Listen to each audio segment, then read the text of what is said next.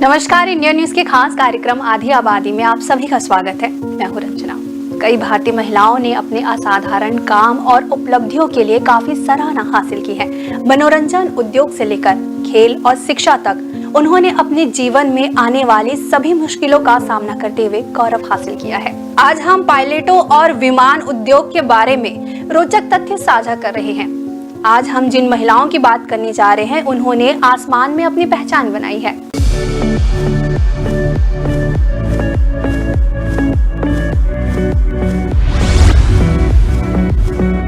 आज हम आपको बताने जा रहे हैं उस भारतीय महिला की कहानी जो महज 21 साल की उम्र में भारत की पहली महिला पायलट बनी थी। यह कहानी है सरला ठकराल की।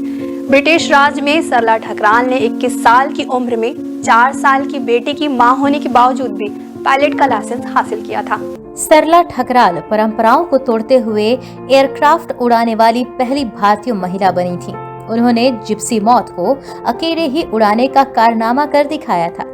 सरला ठकराल का जन्म 8 अगस्त 1914 को दिल्ली में हुआ था।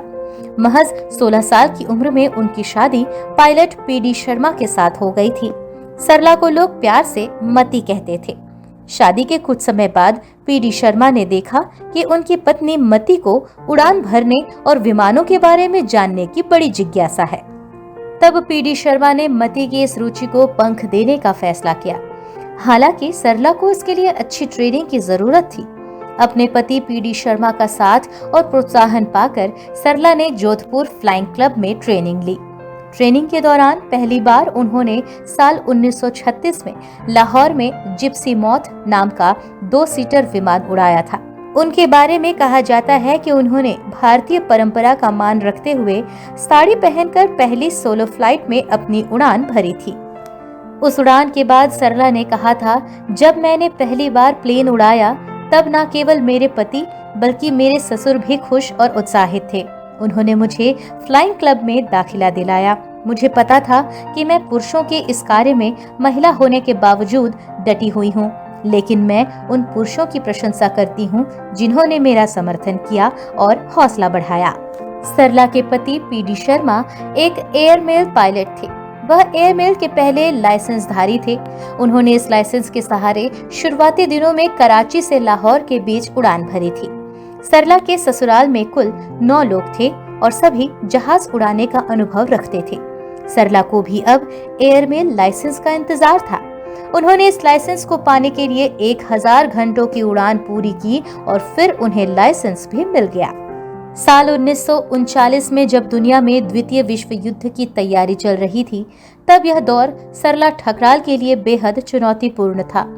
इस साल हुई 2 घटनाओं के कारण सरला की जिंदगी पूरी तरह बदल गई।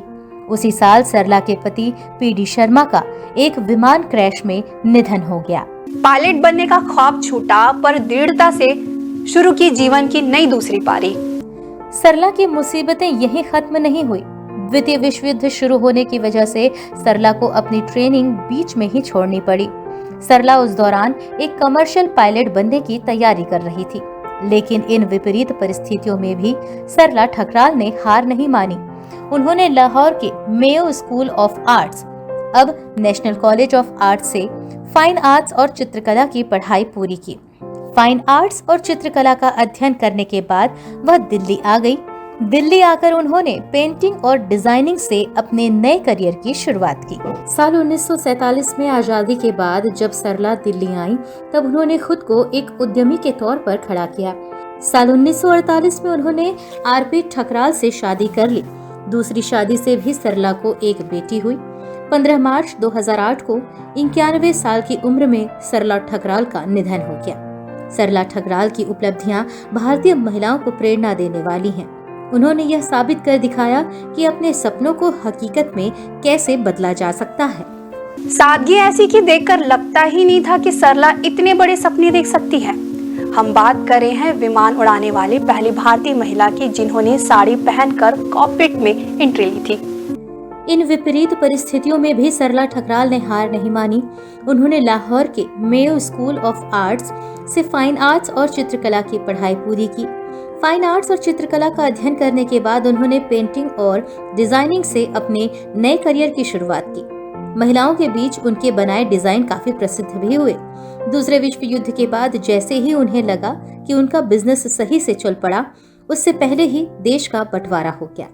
लाहौर अब पाकिस्तान का हिस्सा बन चुका था, जिसके कारण उन्हें अपनी दोनों बच्चियों के साथ भारत वापस आना पड़ा। यहाँ पर उन्होंने परिवार के लिए अपना बिजनेस फिर से खड़ा किया। विजय लक्ष्मी पंडित जैसी महिलाओं को उनके बनाए डिजाइन काफी पसंद आए।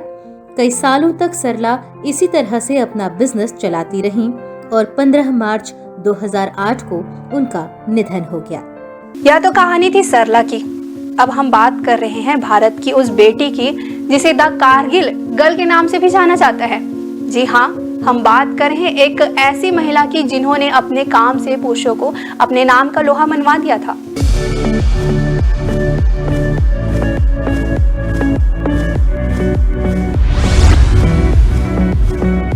आज हम बात कर रहे हैं गुंजन सक्सेना की। आपने इनका नाम अक्सर सुना ही होगा, लेकिन इनके बारे में आप ज़्यादा जानते नहीं होंगे। तो चलिए आज हम आपको इनके बारे में और इनके जीवन से जुड़ी सभी बातों को विस्तार से बताते हैं। गुंजन सक्सेना एक ऐसा नाम जो फ्लाइट लेफ्टिनेंट रह चुकी हैं, वह भी उस समय में जब कारगिल में युद्ध हुआ था। कारगिल युद्ध की सेलिब्रिटी के नाम से गुंजन सक्सेना को जाना जाता है। उन्होंने सन 1999 में युद्ध क्षेत्र की ओर उड़ान भरने वाली पहली भारतीय महिला के रूप में अपनी पहचान बनाई। सन 1975 में आर्मी परिवार में पैदा हुई गुंजन सक्सेना का बचपन से आर्मी के प्रति बहुत लगाव था। अपने होम टाउन में ही अपनी स्कूली शिक्षा पूरी करने के बाद आगे की पढ़ाई के लिए उन्होंने दिल्ली विश्वविद्यालय के हंसराज कॉलेज में दाखिला लिया और साथ ही सफदरजंग फ्लाइंग क्लब के साथ जुड़ गए। बचपन से ही उनका सपना वायुसेना के साथ जुड़ना था, जिसके लिए उन्होंने सफदरजंग फ्लाइंग क्लब में रहकर आधारभूत बातें सीखी आरंभ कर दी थी। सशस्त्र सीमा बल की पढ़ाई सफलतापूर्वक उन्होंने उत्तीर्ण कर ली। उसके बाद एक पायलट के रूप में उन्होंने वायुसेना की ओर रुख किया। उनके परिवार का और उनका सदैव ही भारतीय सेना से जुड़ाव रहा है। उनके पिता और उनके भाई दोनों ही भारतीय सेना के जवान रह चुके हैं। उनके जन्म स्थल के बारे में तो ज्यादा जानकारी उपलब्ध नहीं है। यदि बात करो उनके वैवाहिक जीवन की, तो उन्होंने एक पायलट के साथ शादी की और आज वह अपनी गृहस्थी को संभाल रहे हैं, जिसमें उनके पास एक बेटा और एक बेटी भी है। उस समय सन 1994 के दौरान 25 महिलाएं ऐसी थीं जिन्हें वायुसेना में एक प्रशिक्षित पायलट के रूप में चुना गया था। गुंजन सक्सेना पायलट के रूप में उधमपुर, जम्मू और कश्मीर की ओर तैनात थीं। देश के प्रति समर्पण की भावना ने उन्हें देश के प्रति कुछ करने की प्रेरणा हमेशा ही दी थी। इसलिए वह एक ऐसे अवसर की प्रतीक्षा कर रही थीं, जहां उन्हें देश के लिए कुछ करने का मौका मिले। उनको वह मौका सन 1999 में मिला, जब भारत और पाकिस्तान के बीच कारगिल युद्ध आरंभ हुआ। उस समय उन्हें देश के लिए कुछ करने का सुनहरा अवसर प्राप्त हुआ था। कारगिल युद्ध के दौरान वे अकेली नहीं थी, उनके साथ श्री विद्या राजन नामक भारतीय सैनिक भी मौजूद थे, जिन्होंने इस अभियान के लिए अपना जीवन समर्पित कर दिया। इस ऑपरेशन के दौरान गुंजन ने घायल भारतीय सैनिकों के लिए भोजन आपूर्ति और उन्हें प्राथमिक चिकित्सा जैसी सुविधाएं उपलब्ध कराई।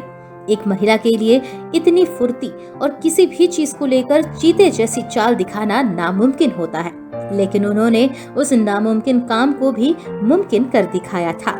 इन सब के अलावा भी वह पाकिस्तान की हर स्थिति पर संपूर्ण निगरानी रखा करती थी और अकेले ही वह चीता हेलीकॉप्टर उड़ाया करती थी।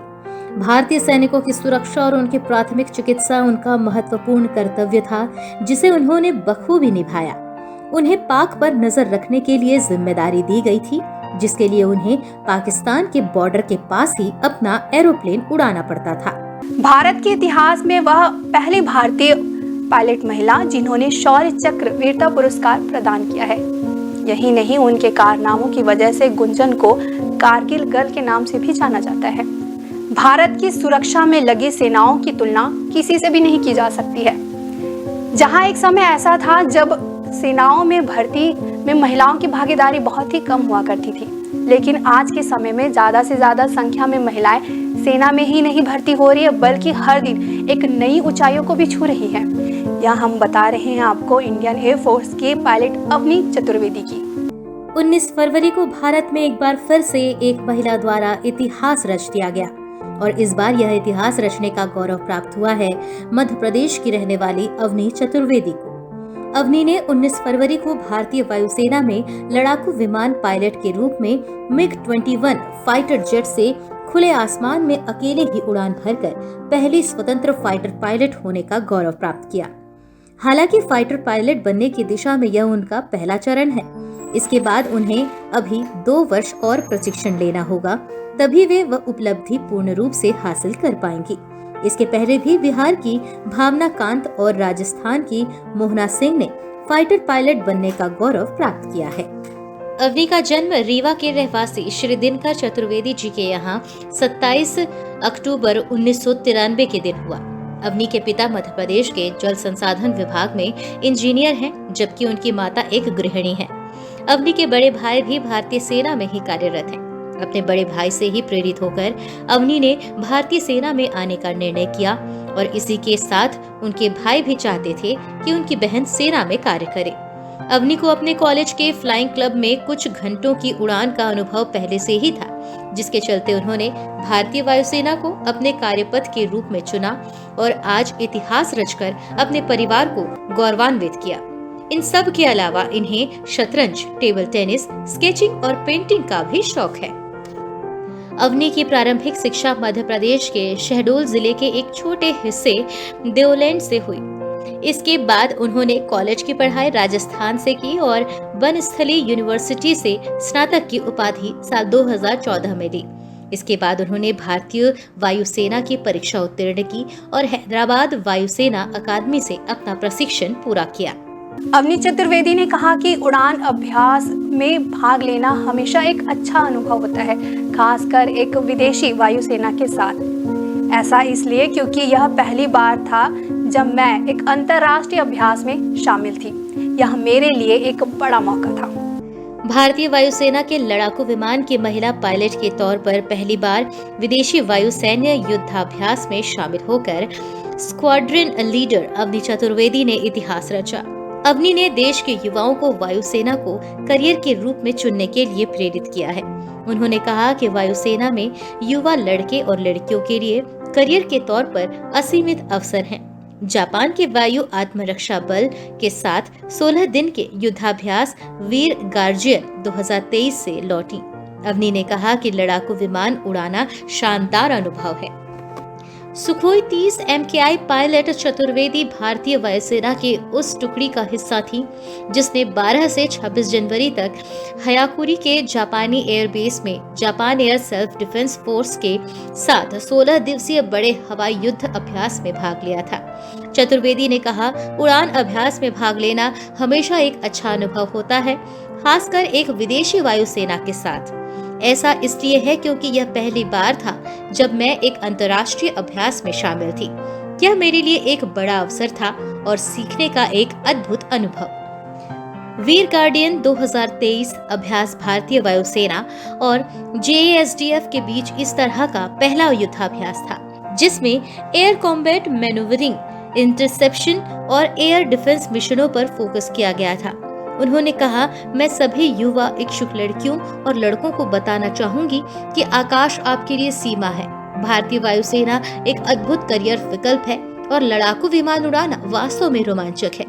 चतुर्वेदी ने कहा कि मैं सभी IAF अभ्यर्थियों को बताना चाहती हूं कि आपको लक्ष्य पर अपनी नजरें रखनी चाहिए और दृढ़ संकल्प के साथ इसे पूरा करना चाहिए। कंप्यूटर साइंस में बीटेक स्क्वाड्रन लीडर चतुर्वेदी जून 2016 में वायुसेना में शामिल होने वाली पहली 3 महिला लड़ाकू पायलटों में शामिल थी। अन्य 2 भावना कांता और मोहना सिंह थे। अवनी ने कहा, इस अभ्यास ने हमें एक दूसरे से सीखने का एक शानदार अवसर दिया। आर गार्जियन को अवनी ने एक दूसरे की कार्यशैली जानने का बढ़िया अवसर बताया। भारत ने युद्धाभ्यास में Su-30 MKI 1IL 78 2C-17 Globemaster विमान भेजे थे। दोनों वायुसेनाओं ने ऑपरेशन अभ्यास, वायु युद्ध रणनीति, हमले रोकने और एयर डिफेंस मिशन का अभ्यास किया। एक दूसरे के लड़ाकू विमान भी उड़ाए ताकि काम करने के तरीके समझ सकें। वीर गार्जियन जापान के एयरबेस हयाकुरी में हुआ। भारतीय वायुसेना और JASDF ने पहली बार ऐसा युद्धाभ्यास किया। अवनी ने बताया, उड़ान के अभ्यास में शामिल होना हमेशा महत्वपूर्ण अनुभव होता है, खासतौर पर अगर यह विदेशी वायुसेना के साथ हो। खास बात रही कि इस बार मैं इसका हिस्सा थी। मेरे लिए बड़ा अवसर था और सीखने के लिए शानदार मौका भी। इसी वजह से कहना चाहूंगी कि युवाओं को भारतीय वायुसेना एक अद्भुत करियर विकल्प देती है।